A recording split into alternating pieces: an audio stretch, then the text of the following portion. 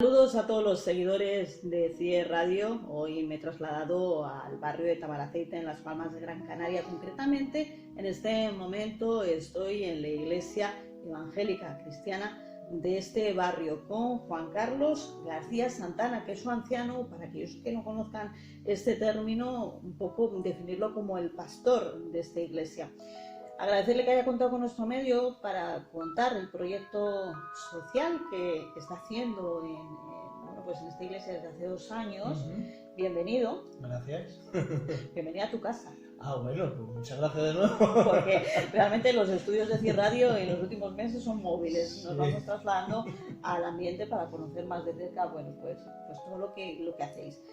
En los diferentes años, yo ya llevo unos cuantos años de profesión, ya pasó los 25, yo decía que he entrevistado mucho en temas que tienen que ver con espiritualidad. Sí que es verdad que conocer más de cerca vuestro mensaje, el de la Iglesia Evangélica, no lo conocía, no conocía realmente, cómo trabajáis, cuál es vuestra filosofía actual, porque también es verdad que la Iglesia en los últimos tiempos va cambiando, ¿no? Y Juan Carlos, pues es que nos va a dar todos esos detalles y nos va a hablar del trabajo que se está haciendo en este barrio de Las Palmas. Juan Carlos, cuéntanos, realmente cuál es la filosofía de la Iglesia Evangélica actualmente, o como tú la predicas. Nosotros la filosofía, digamos, de la Iglesia Evangélica la centramos en la palabra de Dios, en las Escrituras. Porque, como tú sabes, hay Iglesia Católica, Iglesia Evangélica, Adventistas del Séptimo Día, tenemos Testigos de Jehová y todos quieren ser el grupo religioso, digamos, que tiene la razón o que está en posesión de la verdad, ¿no? Pero la verdad que si nos vamos a las Escrituras, que es donde tenemos que coger, digamos, la regla de medir y trazar lo que es correcto y lo que no es correcto, encontramos que esos nombres o esos títulos no vienen en las Escrituras. No viene ni evangélico, ni católico, ni viene adventista, ni vienen este tipo de denominaciones. Los nombres los hemos puesto la gente para encasillarnos o definirnos dentro de un grupo que tiene una doctrina característica, pero la palabra correcta es ser cristiano, o sea, tener a Cristo en tu vida y en tu corazón, ¿no? Y la palabra de Dios nos enseña, nos dice cómo debemos vivir, y además tiene un mensaje para nosotros que precisamente no le gusta mucho al hombre escuchar. Nosotros nos creemos que las personas somos muy guapos, muy buenos y muy gorditos y que lo hacemos todo muy bien.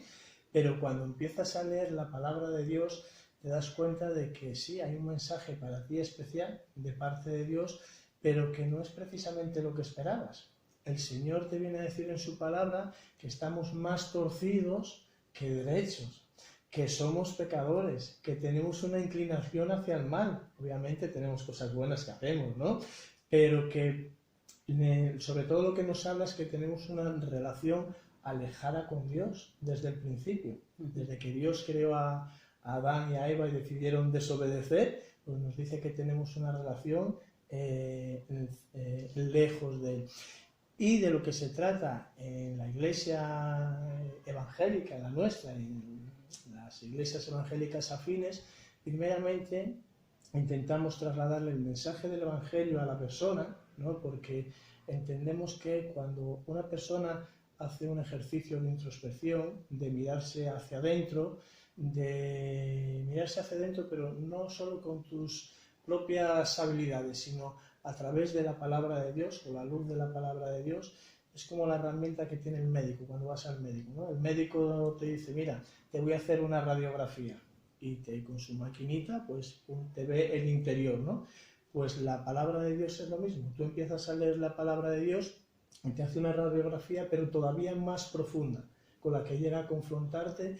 Es como tu espejo donde tú te acabas viendo, y cuando tú te ves realmente lo que dice la palabra de Dios, de que tenemos una parte, de que somos pecadores, aunque queramos sacar muchas veces los mecanismos de defensa para justificarnos, para no vernos, para que no nos genere dolor, cuando realmente tomamos conciencia de que somos pecadores, es lo que se produce, lo que llamamos en nuestros términos, o bueno, también es un término que viene en las Escrituras, lo que es la conversión, ese arrepentimiento.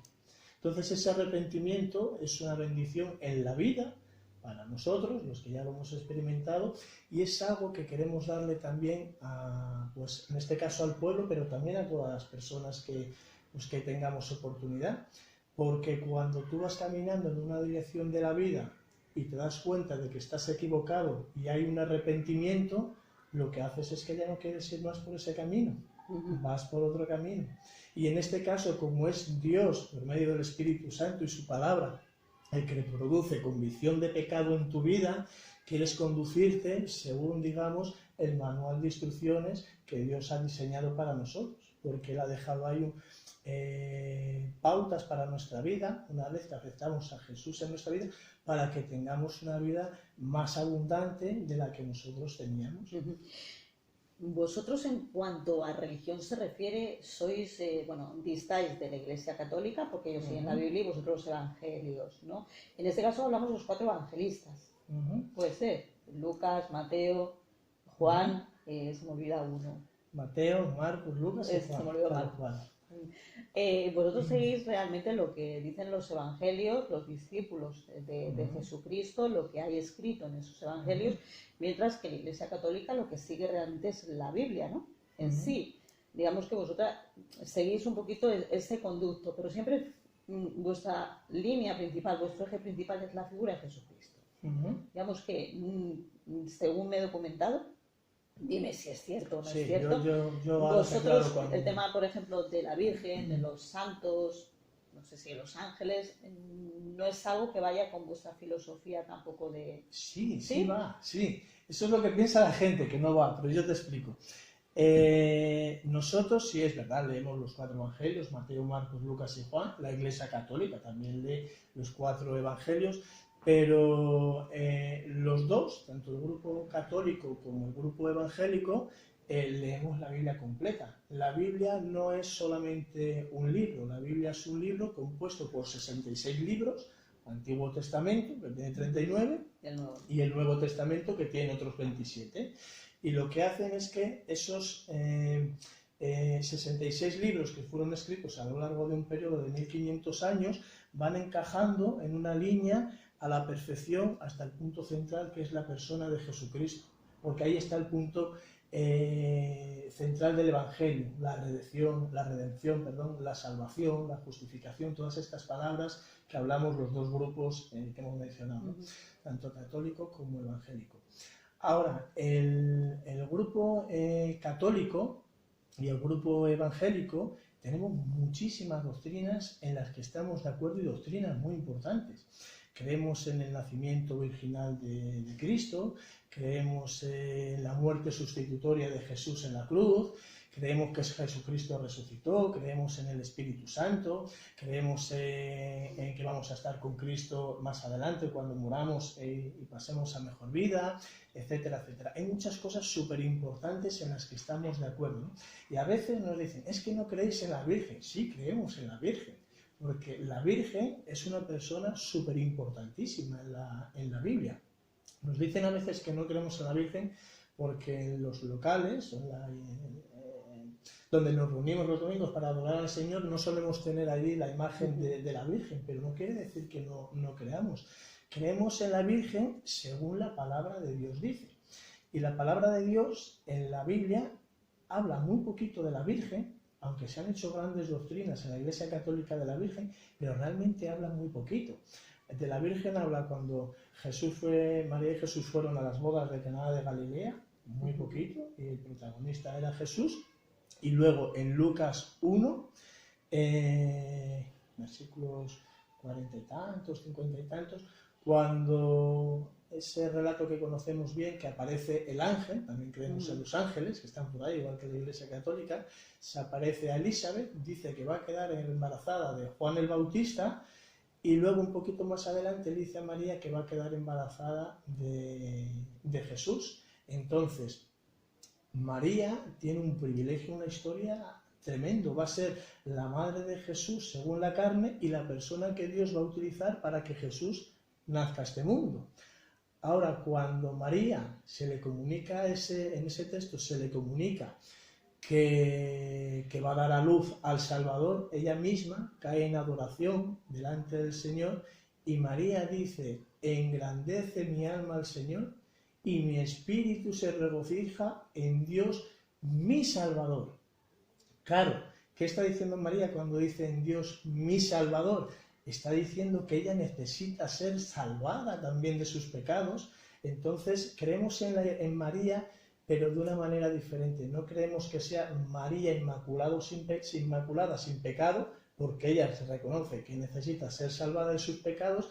Y a continuación dice María, porque ha mirado el Señor la bajeza de su sierva. O sea, María era una persona como tú y como yo, de pasta, de carne y hueso, con todas las dificultades que tenemos los seres humanos, que tuvo un privilegio tremendo, que dijo que desde ahora me dirán bienaventuradas todas las generaciones, pero no podemos decir doctrinalmente que es la Madre de Dios, porque es que además aparece muy poquito más en las Escrituras, y no viene nada más de María, pero sí creemos en María.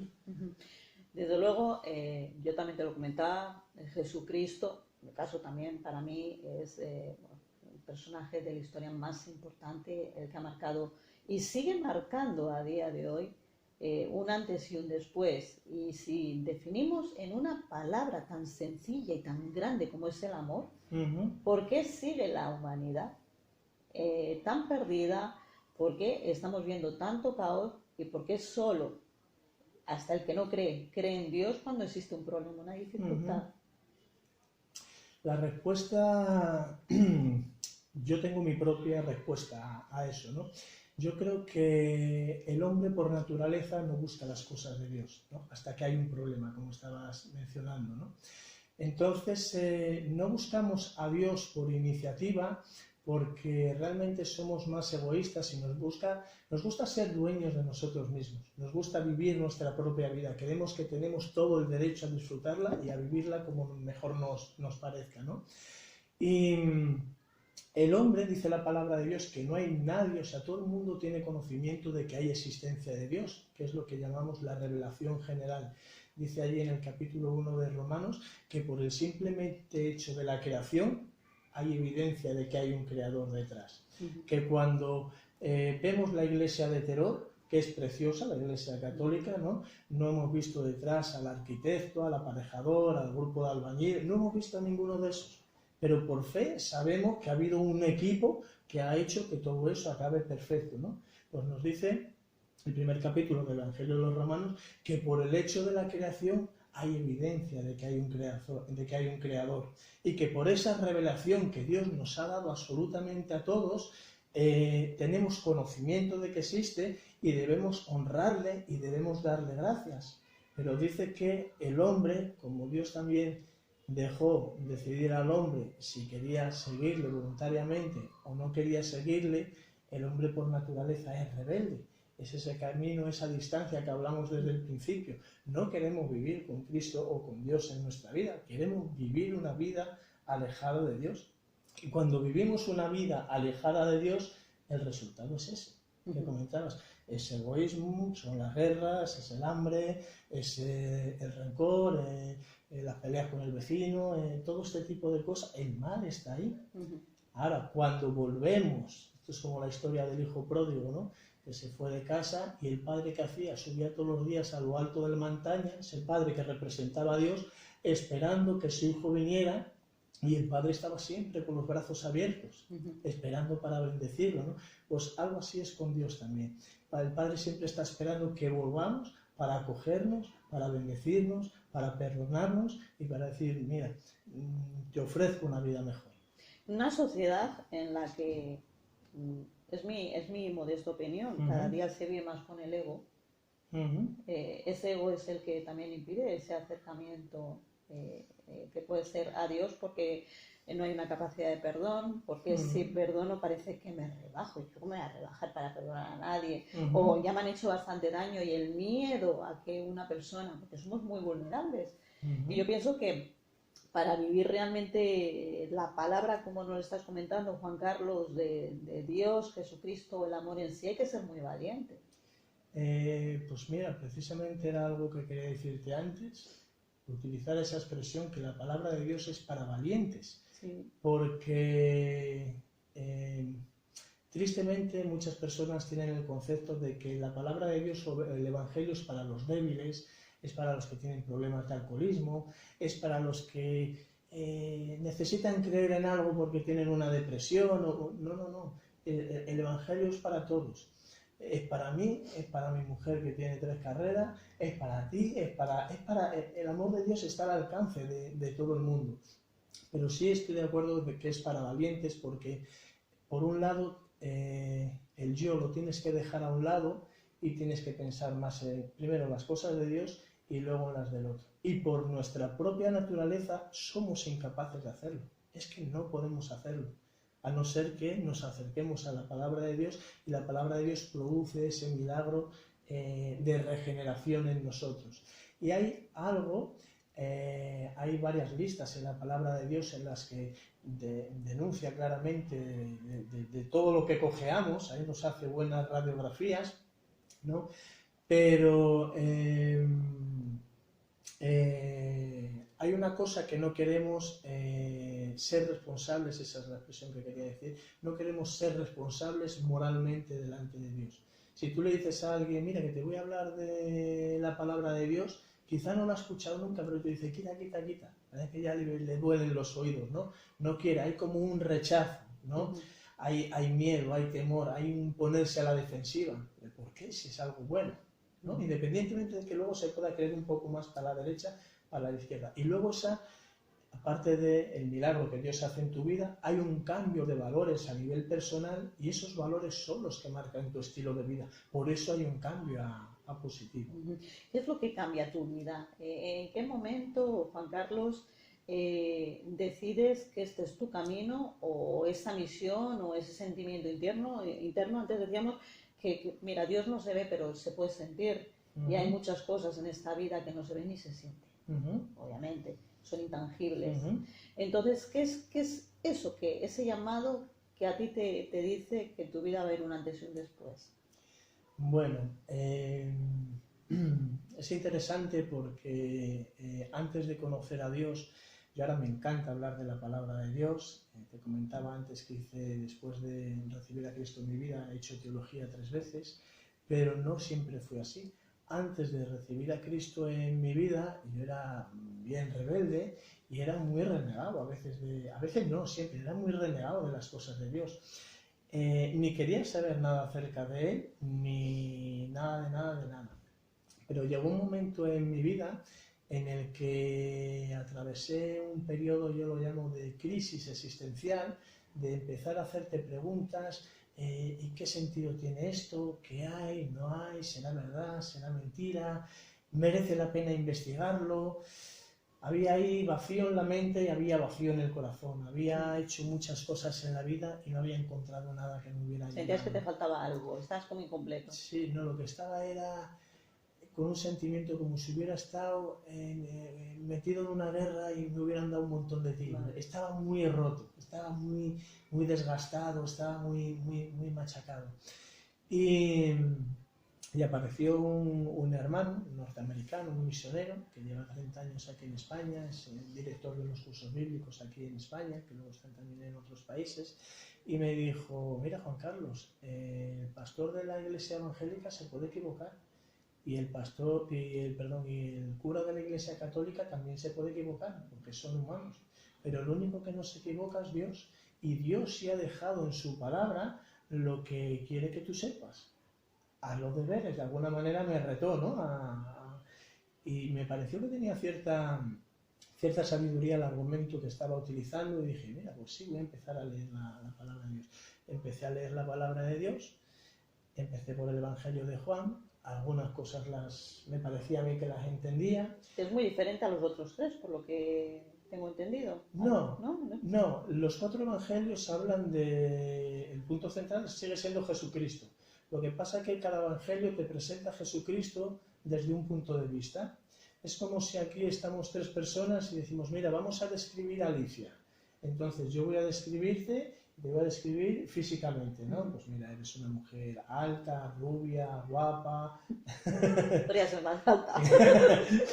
Alta, te voy a poner alta, ¿no? Y te describo de una Y manera. luego hay otra versión, ¿no? Y luego está ahí mi mujer y dice, pues mira, yo la voy a describir por sus habilidades. Pues mira, pues es una mujer lista, inteligente, emprendedora, con iniciativa, creatividad, y sigue siendo Alicia, ¿no? Vale. Y hay otra persona que te describe en tus habilidades deportivas, por decirlo de alguna manera, ¿no? Entonces, todos hablan de Jesús, pero cada uno enfoca a Jesús desde un punto diferente y va completando información.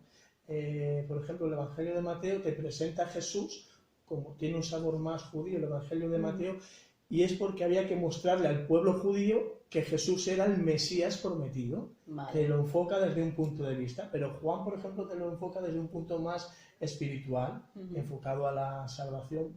Marcos te presenta a Jesús como el siervo de Dios, como aquel que vino a servir. Cada uno te lo presenta de una manera diferente. Y ahí es donde tú empiezas a leer ¿no? el Evangelio de Juan, disculpa que te haya contado, no. Y es donde sigues. He visto que aparte de esto, según me comentabas, has hecho mucha labor social anteriormente. Es decir, por lo tanto, independientemente ya del tema de la iglesia y de que seas anciano en esta iglesia, tú ya tienes un compromiso social de ayudar a la persona que lo necesita desde el punto de vista de la drogodependencia, los años que has vivido en Perú también ayudando a la gente en la calle. Por lo tanto, hay un compromiso de querer mejorar la vida del resto. Pero ese compromiso ha venido también después de recibir a Cristo en mi vida. O sea, antes de recibir a Cristo en mi vida, vamos, yo no me hubiera planteado nada de esto ni de cerca, porque mis valores eran otros, ¿no? Y mi estilo de vida era totalmente otro, ¿no? Pero cuando... ¿En qué te equivocaste? Te diría en todo. ¿En dónde pecaste? Te diría que en todo, ¿no? Porque si nos vamos a los orígenes, ahí al principio de Adán y Eva, el pecado que trajo la ruina a la humanidad, vamos a decirlo entre comillas, fue un pecadillo, ¿no? Una desobediencia. O sea, nosotros hacemos diferencias de pecados, ¿no? Pecado grande, pecado pequeño, pero delante de Dios no existe. El pecado es pecado, es desobediencia a Dios y ya está, ¿no? Pero yo creo que me equivoqué en todas las áreas de mi vida. Yo creo que a nivel familiar, cuando era más pequeño y vivía con mis padres, creo que me equivoqué en muchísimas cosas. Creo que cuando tuve pareja, antes de ser cristiano, ahora estoy casado, gracias a Dios, con una mujer cristiana, creo que también me equivoqué bastante. Creo que a nivel, en el trabajo, en todas las áreas de mi vida, si yo lo comparo con ahora, digo, es que estaba equivocado en todo. Bueno, pero fue necesario esas equivocaciones para llegar a este día. O es imposible, es decir, yo pienso que nadie nace con la lección aprendida, ¿no? Sí, mira, yo me fui de mi casa con 16 años, ¿no? Y yo vivía en una familia un tanto desestructurada, ¿no? Y tengo 4 hermanas mayores que yo. Y todos nos hemos ido cuando hemos hecho 18 años o antes de casa, ¿no? Porque el ambiente familiar no era adecuado, ¿no? Yo me fui con 16 y volví a recuperar la relación con mi padre y con mi madre con 29 o 30 años, pero ya con Cristo en mi vida. Si no es por el Evangelio, porque claro, es muy fácil culpar, yo podía culpar a mi padre de muchas cosas, ¿no? Y se va muy cómodo culpando a los demás. Hasta que yo empecé a leer la palabra de Dios. Y no solo la palabra de Dios habla de los padres a los hijos, también habla de los hijos a los padres. Y yo decía, hombre, pues yo aquí algo tengo que ver también. Y cuando empiezas a ver tu responsabilidad, lo que hablábamos antes, y empiezas a ver ese sentimiento de culpa y el daño que has hecho, porque yo creía que el que sufría era yo, pero ellos también han sufrido, es cuando viene esa parte del arrepentimiento, ¿no? Entonces, si fue necesario para llegar a... no lo sé, creo que hay mucha gente que llega a Cristo sin tener que pasar muchas cosas, ¿no? Por eso te digo que cuando uno se arrepiente, o sea, sí me arrepiento de muchas cosas, no volvería a hacer muchas cosas como las que hice antes. Juan Carlos, me encantaría preguntarte un montón de cosas porque no deja de ser un tema interesante, lo que pasa es que siempre el tiempo es el que manda, pero te voy a hacer la pregunta pues del millón. Cuando hay personas que han estado cerca de Cristo, que han estado cerca de Dios, y les ha ocurrido realmente una desgracia, y se han alejado porque decían que no se lo merecían. ¿Cómo se explica? Es decir, el que haya pues una muerte familiar, una enfermedad muy dura, no sé, un accidente, porque siempre el punto de la muerte, o cuando llegan pues momentos dolorosos y hay esa conexión, claro, lo más fácil es decir, bueno, Dios te la mandó con una lección, con un aprendizaje o estaba en tu vida. Pero eso no es consuelo para un dolor. No, más bien es un remate, yo creo, más que un consuelo, ¿no? Porque yo creo que nadie puede decir, mira, esto te lo ha mandado Dios por un castigo, porque no lo sabe, ¿no? O eso es algo que estaba escrito. No, pues no, Dios es el que da y Dios es el que quita. Conozco, para responderte, cada uno vive el duelo de una manera diferente, ¿no? Cuando perdemos un familiar querido y muy cercano, ¿no? Entonces, ese tiempo entre la muerte y la aceptación de la persona que muere es lo que llamamos el duelo. Hay gente que tarda 3 meses en aceptarlo y es necesario pasar ese duelo, no quiere decir, porque Jesús mismo lloró ante la tumba de Lázaro.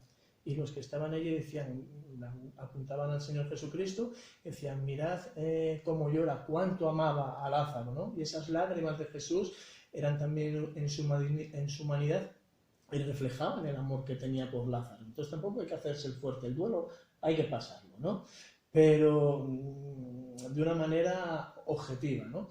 ¿Qué pasa? Que hay gente que no sale de ese duelo, empieza a dar vueltas, los pensamientos son muy rápidos, empezamos a culpabilizar y al final al que culpamos es a Dios. No hemos querido saber mucho de Dios, pero al final le culpamos a Él.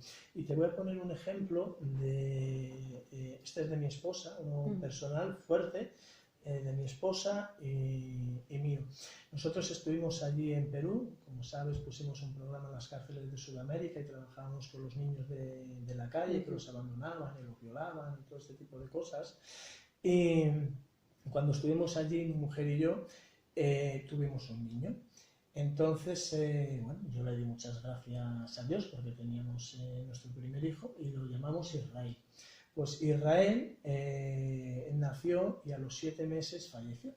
Falleció porque nació con una enfermedad rara, de esas que hay consideradas 4.000, creo, en el mundo, y nos gastamos el equivalente a 10 millones de pesetas en clínicas privadas, porque aquí lo tenemos gratis, pero en Perú, aunque teníamos sanidad gratis, si tú quieres algo bueno es paga y paga. Mi mujer trabajaba en la fiscalía, era fiscal, daba clases en 2 universidades privadas, también es ingeniero agrónomo y cogía proyectos. Ella vino en una clase social media alta, el padre era el director médico del hospital, el hermano político, vino en una clase adinerada. Y yo pues trabajaba allí, puse un programa en las cárceles por allí también de Perú y hicimos muchas cosas.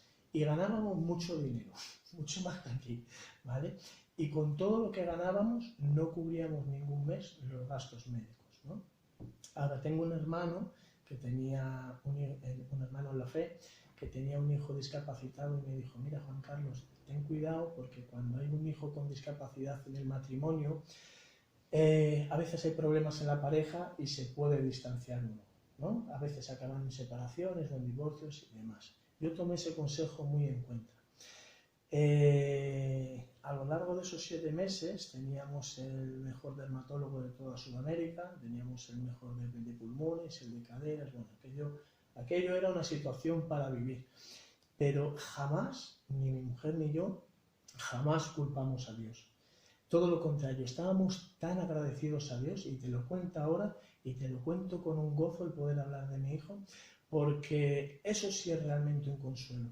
Cuando tú lees la palabra de Dios y crees las promesas de Dios, ahí está la fe y la confianza. Y cuando viene la prueba, dice Santiago en su primer capítulo, que nos gocemos cuando pasamos por diversas pruebas. Y cuando pasamos por una prueba, nos quejamos, nos rebelamos, desafiamos a Dios, hacemos todo lo que sea menos gozarnos en medio de la prueba, ¿no? Ese es un texto que a mí me marcó cuando la muerte de mi hijo, ¿no?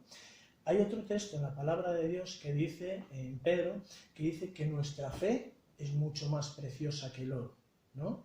Entonces, y hay otro pasaje, son 3 pasajes, otro en Lucas 24, cuándo es la resurrección del Señor Jesucristo, y las mujeres, que son súper importantes, porque Jesucristo además vino a ensalzar el valor de ellas, cuando las mujeres van al sepulcro y no encuentran a Jesús, y se aparece el ángel y les dice Jesús a las mujeres: ¿por qué buscáis entre los vivos, ¿por qué buscáis entre los muertos al que vive? Entonces mi mujer y yo, falleció nuestro hijo Israel, llegamos a casa, hincamos las rodillas en el suelo, nos pusimos a orar, nos pusimos a darle gracias a Dios, porque nosotros seguíamos creyendo las promesas de Dios, seguíamos confiando en el amor de Dios. Sabemos que Dios sabe mucho más de lo que yo sabía. De hecho, yo prefería que estuviera vivo conmigo y sano. Pero si no estaba en la mano del Señor, porque Él sabe mucho más que yo, Señor, tuyo es. Y esa vida de 7 meses marcó tremendamente la eternidad, porque hay vidas que vienen para 80 años, hay vidas que vienen para 40, y hay vidas que vienen para 7 meses. Y la vida de Israel, después de 10 años que han pasado, sigue dando juego, sigue dando testimonio, lo estoy compartiendo contigo, y habrá personas que hayan pasado por una situación así, que me ha tocado contarles esta experiencia nuestra y se les rompen los esquemas, porque no entienden cómo puedes vivir eso con ese gozo y con esa fortaleza que el Señor te da. Bueno, pues yo creo que queda sin duda la respuesta a mi pregunta. Yo siempre empleo desde hace muchos años una frase, y es que Dios le da sus mejores batallas, o las batallas más duras, a sus mejores guerreros. Por lo tanto, no sé si de esa forma resumimos a veces lo que va pasando en los momentos más duros, más trágicos, cuando hay que buscar, porque todos buscamos explicaciones. Y ya para ir concluyendo, me gustaría, Juan Carlos, que explicaras el proyecto que estáis haciendo aquí en Tamaraceite.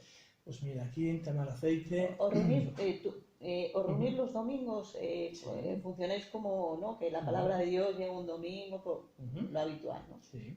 Nosotros, bueno, ahora mismo como estamos intentando reflotar de nuevo la iglesia, pues somos poquitos en la congregación, pero la verdad que hay un ambiente súper cariñoso y súper familiar. La verdad que lo disfrutamos un montón. Entonces, nuestro primer propósito, como venimos diciendo a lo largo de toda la entrevista, nos encanta hablar de la palabra de Dios, porque nosotros queremos que los demás tengan lo que nosotros ya tenemos, porque eso está al alcance de todos, pero que lo tengan de una manera real, ¿no? Entonces, en base a eso, organizamos algunas actividades, ¿no? Una de las actividades que organizamos pues es los jueves. Normalmente tenemos lo que llamamos un tiempo de estudio bíblico, donde estudiamos pues la palabra de Dios. No es que vamos a un estudio muy formal, es como así reunidos y vamos debatiendo el tema que va saliendo, cada uno va aportando, se hace participativo, se hace muy rico, y luego tenemos un tiempo de oración. Y los domingos tenemos el culto de adoración al Señor, donde vamos a recordar lo que Él ha hecho por nosotros, lo que significa, a expresarle nuestro amor, a expresarle nuestra gratitud. Entre semana intentamos vivir la palabra del Señor con nuestros fallos, ¿no? Y el domingo vamos a adorar al Señor. Y luego ayer, por ejemplo, una vez al mes ayer tuvimos reunión de damas, que lo tenemos en la última semana del mes, ayer lo tuvimos el miércoles, reunión de damas, y los varones nos reunimos por otro lado. Las damas están haciendo unos estudios que se titula La mujer que agrada a Dios, porque el Señor también habla mucho de una mujer virtuosa en la palabra de Dios, y los hombres pues nos reunimos y tenemos también algún tema de estudio, ¿no? Y luego dentro de estas, digamos, son las actividades digamos de tipo de religioso, ¿no? Los domingos con los niños, mientras nosotros tenemos el culto de adoración, pues hay alguna profesora de escuela dominical que llamamos nosotros, que les va transmitiendo esta enseñanza, esta doctrina de Jesús, pues de otra manera adecuado a la edad de ella, ¿no? Al desarrollo evolutivo.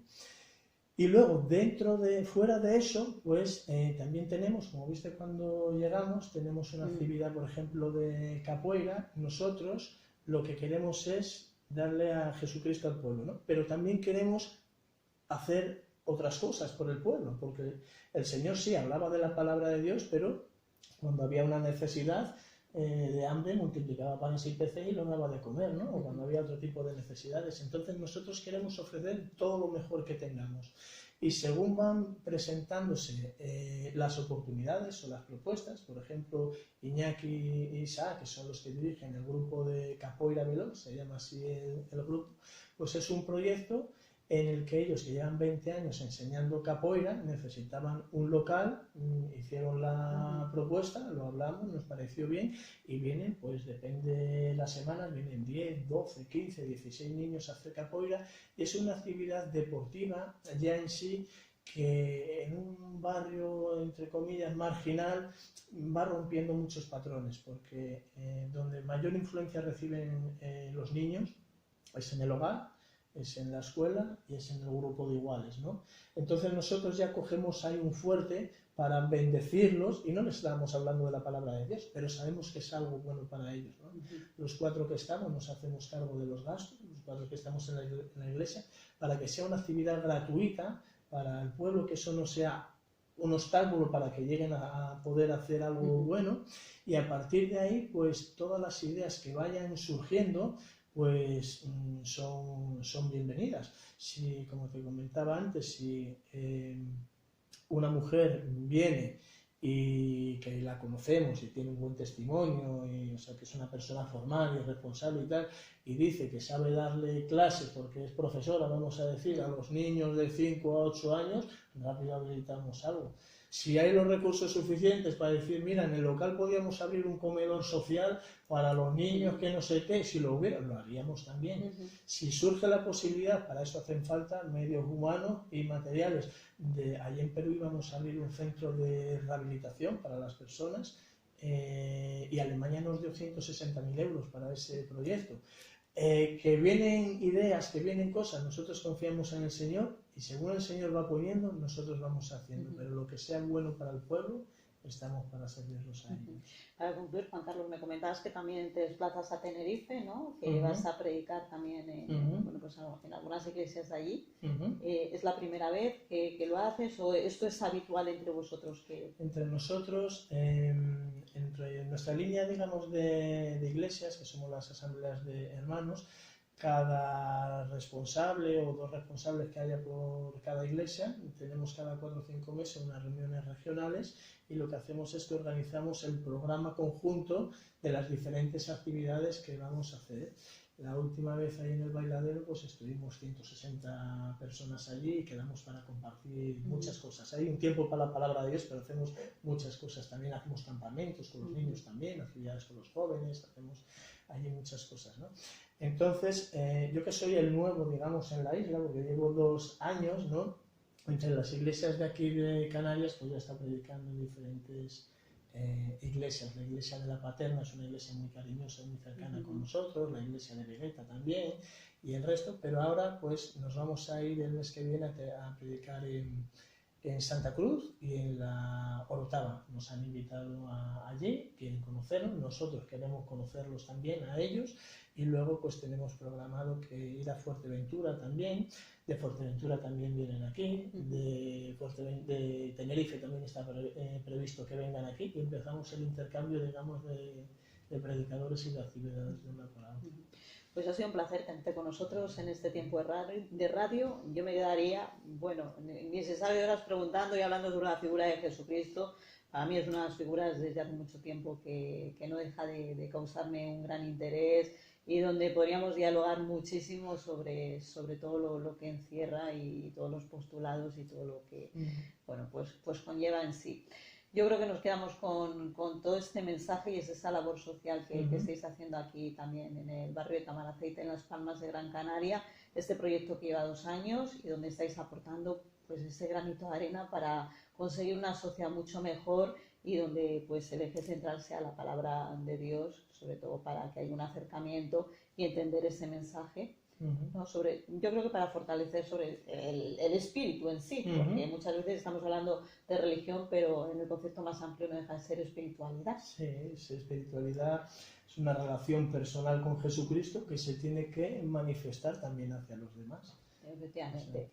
Pues agradecido, Juan Carlos, de haber compartido en vuestra casa esta entrevista. y de conocer más de cerca, y sobre todo todos los seguidores también que tengan esta visión del trabajo y de lo que encierra. Muchas veces el desconocimiento es porque no se facilita la información, y en estos tiempos modernos parece que la Iglesia también tiene que, no sé si renovar o asumir también nuevos cambios, nuevos retos, porque es cierto que hay un alejamiento. Sobre todo los jóvenes pues no lo entienden, no lo ven, no lo conciben, sea por lo que sea, no nos vamos a meter en el porqué. Y yo creo que ahí hay un esfuerzo importante en este sentido hay por mucho todos trabajo que vosotros. hacer en Hay ese mucho sentido. trabajo. Y los que estamos ahí tenemos que practicar más con el ejemplo. Yo creo que cuando practicas más con el ejemplo, la gente dice, ay, ahí hay algo diferente, ¿no? Y es cuando generas un poco esas... Yo quiero aprovechar, Alicia, para darte las gracias a ti por haber venido. En mi casa es tu casa, es la casa de todo el mundo, y nos encanta tener siempre aquí gente, y para cualquier cosa que pueda surgir y todas las veces que queráis que hablemos de estas cosas, nosotros estaremos encantados también de poder seguir compartiendo. Pues muchísimas gracias, y lo dicho, nosotros vemos aquí con la programación de CIE Radio, y no se olviden en compartir siempre que interesa este vídeo, en hacerlo viral, y si la información es de su interés, pues que tenga el mayor alcance. Un saludo, y como siempre, bienvenidos a esta su casa, la de CIE Radio. Adiós.